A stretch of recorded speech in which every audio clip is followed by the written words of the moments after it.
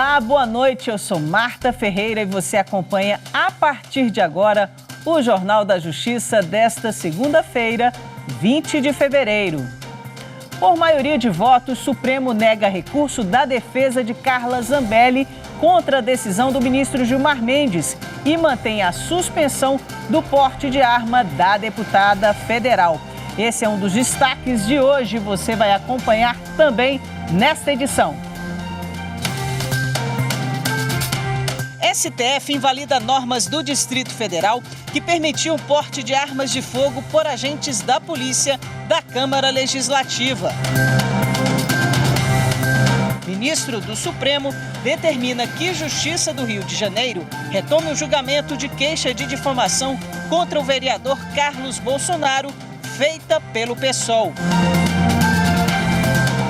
E ainda, em ritmo de carnaval, reportagem especial mostra uma combinação inusitada entre o samba e o direito.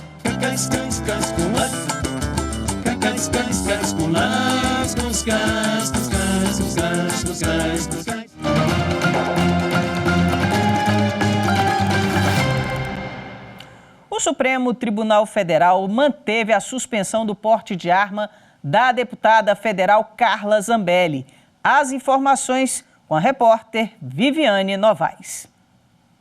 Por 9 votos a 2, o Supremo Tribunal Federal negou recursos da deputada federal Carla Zambelli e manteve a decisão do ministro Gilmar Mendes de suspender o porte e recolher armas da parlamentar. Segundo a Procuradoria-Geral da República, a deputada só entregou a pistola com a qual ela perseguiu e ameaçou um apoiador do presidente, Luiz Inácio Lula da Silva, numa rua de São Paulo, na véspera do segundo turno das eleições. O ministro Gilmar Mendes considerou que a recusa da deputada em entregar todas as armas registradas no nome dela, mesmo depois da suspensão do porte, recomendava providências mais contundentes diante da gravidade do fato. E o STF invalidou normas do Distrito Federal que permitiam porte de armas de fogo por agentes da Polícia da Câmara Legislativa.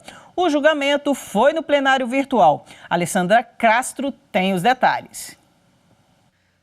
As normas de 2006 e 2010 autorizavam o porte de arma pela Polícia Legislativa tanto dentro da Câmara quanto em todo o Distrito Federal. O Procurador-Geral da República entrou com uma ação no Supremo contra essas regras.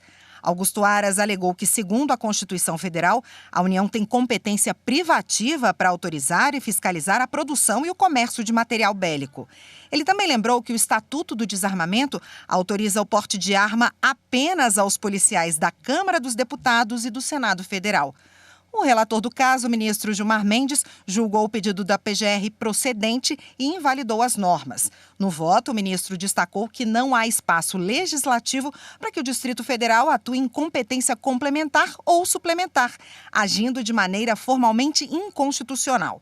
Gilmar Mendes ainda afirmou que, em outras ações, o STF julgou que só a União pode autorizar o porte de arma de fogo. O voto foi seguido por todos os demais ministros. Também no plenário virtual está em julgamento uma ação que questiona dispositivos da lei que criou o Conselho Federal e os Conselhos Regionais de Educação Física. Acompanhe os detalhes na reportagem que eu fiz mais cedo. O questionamento foi feito pelo Procurador-Geral da República, alegando que houve inconstitucionalidade formal por vício de iniciativa. Isso porque a lei foi resultado de uma proposta parlamentar. Assim, o PGR alega que a norma deveria ter sido proposta pelo presidente da República, de acordo com o que estabelece a Constituição Federal, porque os conselhos de fiscalização profissional são considerados autarquias e, dessa forma, integram a administração pública indireta. O argumento é que o Legislativo teria invadido a competência do chefe do Executivo na medida em que cria conselhos fiscalizadores de profissão. A Advocacia Geral da União se manifestou pela improcedência dos pedidos, argumentando que os conselhos, na realidade, possuem natureza de autarquia ficta, somente para que possam fixar e cobrar contribuições. O processo foi levado para julgamento no plenário virtual em abril de 2020. O relator, ministro Luiz Fux, acolheu o pedido feito pelo Procurador-Geral da República. Ele votou pelo conhecimento da ação, julgando procedente para declarar a inconstitucionalidade dos artigos 4º e 5º da lei, com eficácia a partir de 24 meses após a data do julgamento. Os ministros Edson Fachin, Alexandre de Moraes e Ricardo Lewandowski acompanharam o relator, mas um pedido de vista suspendeu a discussão. Agora o julgamento foi retomado. O ministro Gilmar Mendes apresentou voto vista, acompanhando o entendimento do relator. O ministro Luiz Roberto Barroso também votou no mesmo sentido. O prazo para encerrar o julgamento é dia 28 de fevereiro. E o ministro Gilmar Mendes determinou que o Tribunal de Justiça do Rio de Janeiro retome o julgamento de uma queixa de difamação contra o vereador Carlos Bolsonaro, feita pelo PSOL. Rocine Gomes tem mais informações. A determinação é do ministro Gilmar Mendes, que anulou a decisão da Justiça do Rio de Janeiro. A Corte Fluminense havia rejeitado a queixa-crime do PSOL contra o vereador Carlos Bolsonaro por difamação. O motivo foi uma postagem em uma rede social em 2018, que relaciona o partido e o deputado federal Jean Willis com um atentado à faca contra o então candidato a presidente Jair Bolsonaro, em Minas Gerais. Ao rejeitar a apelação do PSOL, a Justiça Carioca justificou que a conduta de Carlos Bolsonaro não configurava o crime de difamação, por falta de fato determinado. Para o ministro Gilmar Mendes, a decisão se baseou em uma única postagem, mas o julgamento deveria ter levado 3 mensagens em consideração. O ex-governador do Rio de Janeiro, Sérgio Cabral, foi inocentado da acusação de improbidade administrativa em relação à ausência de licitação e celebração de 3 termos aditivos para as obras de integração da linha 4 com a linha 1 do metrô do Rio. Além do ex-governador, o juiz Bruno Bodar, da 3ª Vara de Fazenda Pública da capital, também inocentou o ex-diretor-presidente da Rio Trilhos, Sebastião Neto, o ex-diretor de engenharia da empresa, Bento Lima, e a CBO Engenharia. O pedido do Ministério Público para devolução ao erário de cerca de 39 milhões de reais também foi negado. E a seguir, resolução do CNJ define diretrizes para o reconhecimento de pessoas em procedimentos e processos criminais. Voltamos em instantes.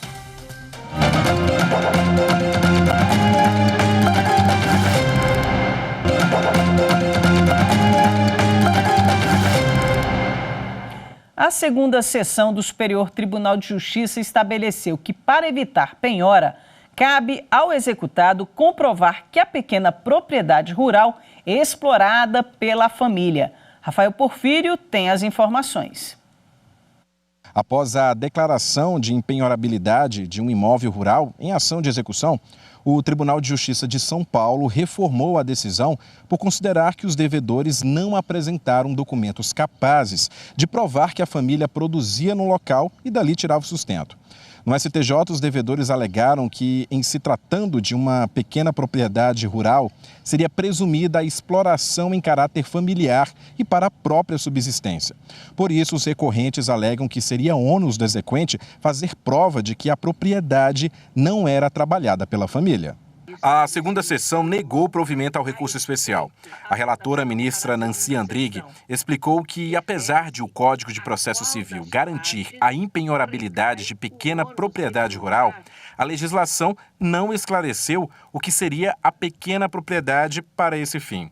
Por isso, tem sido utilizado o conceito disposto na Lei 8.629 de 1993, que prevê como pequena propriedade aquela de até 4 módulos fiscais, o que é definido por município. Segundo a ministra, é pacífico no STJ o entendimento de que incumbe ao devedor demonstrar que a propriedade penhorada não ultrapassa esse limite. O colegiado também ratificou a jurisprudência segundo a qual a impenhorabilidade é mantida mesmo nos casos em que o imóvel foi dado em garantia hipotecária pelo proprietário. Já a terceira turma do STJ decidiu que a ação de exigir contas pode ser ajuizada sem requerimento administrativo prévio. Quem explica essa decisão é Jéssica Castro. Por unanimidade, o colegiado definiu que o prévio requerimento administrativo não é condição indispensável para o ajuizamento da ação de exigir contas, mas que o interesse processual pressupõe a existência de controvérsia entre as partes. De acordo com o entendimento da terceira turma, com exceção das hipóteses previstas em lei, as contas serão prestadas na via extrajudicial. No caso analisado, um investidor ajuizou a ação para obter informações do banco sobre a destinação dos recursos aplicados por ele em contas relacionadas ao Fundo 157, que era uma opção disponibilizada aos contribuintes de utilizar parte do tributo devido nas declarações de imposto de renda para investimentos em ações. O Tribunal de Justiça do Rio Grande do Sul, considerando que o autor não apresentou o pedido prévio ao banco na via administrativa, extinguiu a ação sem resolução do mérito, por ausência de interesse de agir. O investidor recorreu ao STJ, afirmando ter enviado requerimento extrajudicial por meio de carta com aviso de recebimento, mas alegou que o pedido administrativo não seria necessário para o ajuizamento da ação de exigir contas. A relatora, a ministra Nancy Andrighi, observou que o autor da ação apenas buscou saber quais investimentos foram realizados com o dinheiro sem comprovar o pedido administrativo prévio, o que caracterizou a falta de interesse de agir e resultou na inexistência de lide e na impossibilidade de intervenção do Poder Judiciário. Para evitar a condenação de pessoas inocentes e possibilitar a responsabilização dos culpados, o plenário do Conselho Nacional de Justiça aprovou por unanimidade uma resolução que estabelece diretrizes para realizar o reconhecimento de pessoas em procedimentos e processos criminais. A reportagem é de Guilherme Menezes. A resolução é resultado de um grupo de trabalho que reuniu especialistas no tema e desenvolveu estudos e procedimentos a serem observados pelo Poder Judiciário, com base, inclusive, em experiências de outros países. Nos Estados Unidos, por exemplo, entre pessoas injustamente condenadas, 70% dos erros foram causados por reconhecimentos equivocados. A ampla produção científica internacional tem demonstrado que o reconhecimento equivocado de pessoas é uma das causas principais do erro judiciário.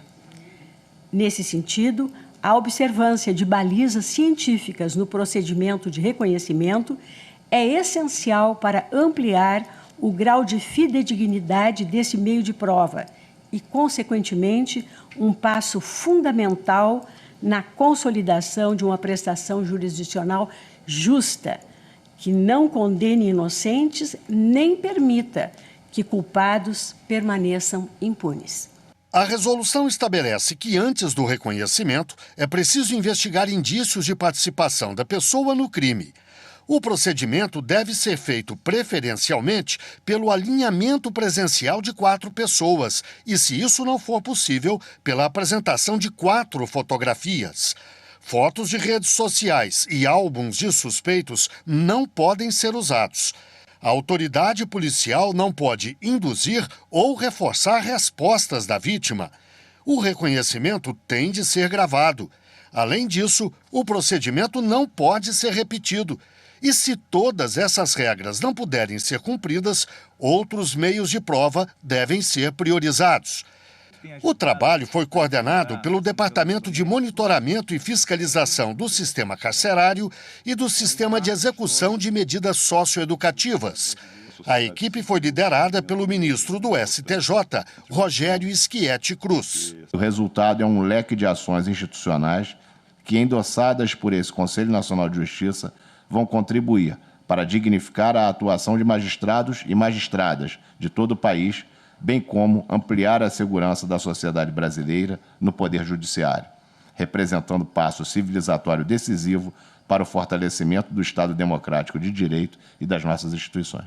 O caso desse rapaz ilustra bem o que significa esse passo civilizatório. Significa combater o racismo estrutural. Tiago, um trabalhador negro e pobre, ficou mais de 1 ano preso por um reconhecimento totalmente errado. No Rio de Janeiro, 83% dos reconhecimentos equivocados atingem negros. O Tiago, num dos processos em que ele foi condenado pelo Tribunal de Justiça do Rio de Janeiro, a narrativa da vítima seria que se trataria de uma pessoa de 1,68 m, 1,70 m e morena. O Tiago é um jovem negro de 1,80 m, mas com esse, digamos, com essa situação dele de negro, pobre, periférico, ele não teve a oportunidade, né, na fase, principalmente da delegacia, se defender e, portanto, ele respondeu a diversos processos. Felizmente, o Tiago foi, depois de vários recursos e várias medidas judiciais, absolvido em todos os processos. Felizmente, a história teve um final feliz, apesar de um período de 8 meses de prisão preventiva. No final, eu acho que nós fomos brindados com um grande exemplo de como não fazer e que depois, juntamente também com o trabalho do CNJ em relação ao reconhecimento de pessoas, com todo o processo de aperfeiçoamento, a história dele serviu para que novas injustiças não sejam praticadas. E o CNJ oferece curso de graça para qualificação de equipes dos escritórios sociais. A ferramenta é um importante mecanismo na garantia de direitos básicos à pessoa que acaba de sair da prisão. Acompanhe na reportagem de Carolina Chaves. Os escritórios sociais já estão em 22 unidades da federação, com mais de 17 mil atendimentos entre 2021 e 2022. Os escritórios sociais são mecanismos de gestão compartilhada entre o executivo e o judiciário para atender pessoas egressas do sistema prisional e familiares. O foco é a aplicação de política pública para dar suporte com serviços de acolhimento e de acesso às políticas públicas, como saúde, moradia, emprego e renda. Desde 2019, os escritórios sociais são uma das principais prioridades da Política Nacional de Atenção às Pessoas Egressas do Poder Judiciário. A expansão e qualificação dos escritórios sociais são executadas por meio do programa Fazendo Justiça, coordenado pelo CNJ. Os cursos são oferecidos de graça para servidores da Justiça ou qualquer pessoa interessada no tema. Serão 12 horas de aula no formato à distância. E no próximo bloco a gente fala sobre a mistura de samba com o direito. Será que dá certo? Voltamos já já.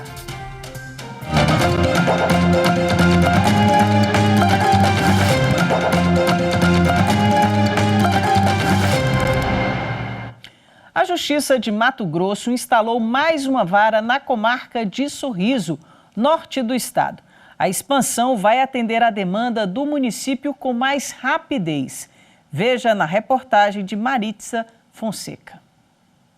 O Poder Judiciário de Mato Grosso segue em expansão. E a partir de agora, a comarca de Sorriso passa a contar com mais uma vara, a 5ª Cível. A nova unidade vai julgar ações de família, sucessões, infância e juventude. Dá uma prestação de serviço jurisdicional com efetividade, celeridade e eficiência. Sorriso tem a 2ª maior demanda da infância e juventude do estado. Por isso, a nova vara representa um avanço significativo. A nossa comarca tem crescido exponencialmente, mas também os programas sociais têm acompanhado. Então, a importância dessa nossa unidade específica para tratar dessas demandas é justamente chegar àquela população mais necessitada.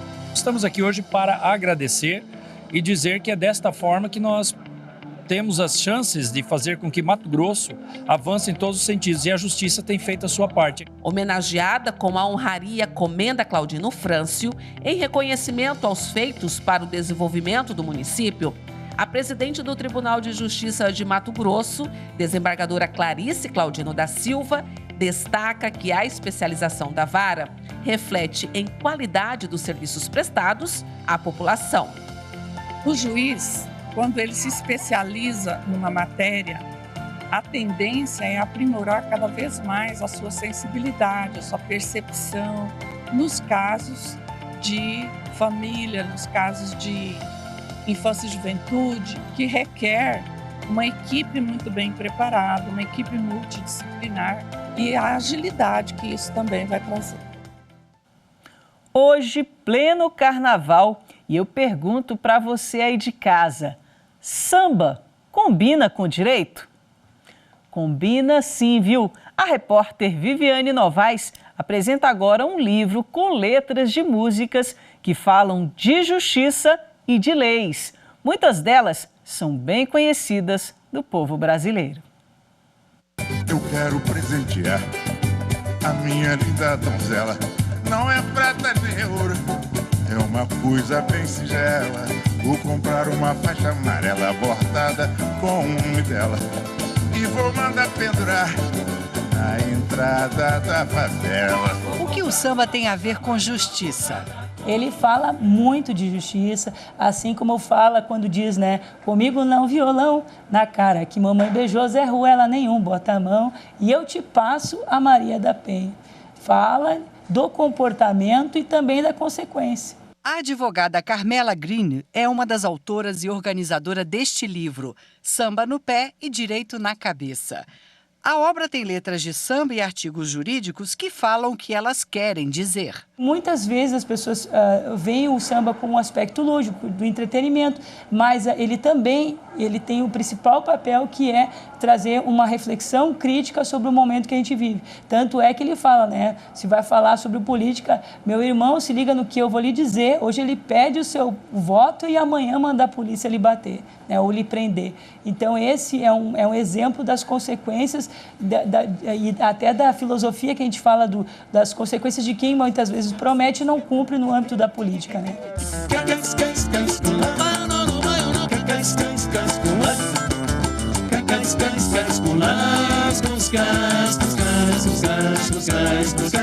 Se o senhor não tá lembrado...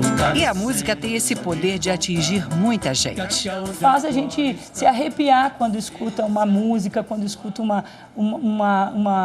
escola de samba, uma bateria de uma escola de samba, pelo que ela nos causa no corpo e na alma. O livro interessa não só a quem entende de direito, mas também a quem gosta de música.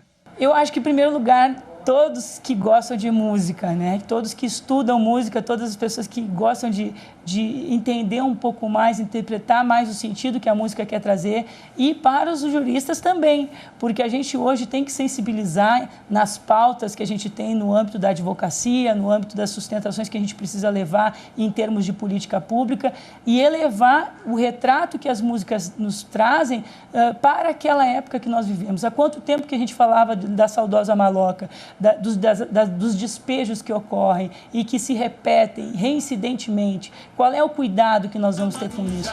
E é uma realidade que o samba trata isso há muitos anos. Nós cantemos assim, saudosa maloca, maloca querida, din-din, onde nós passemos dias felizes de nossa vida. Jornal da Justiça fica por aqui. Boa noite e até amanhã.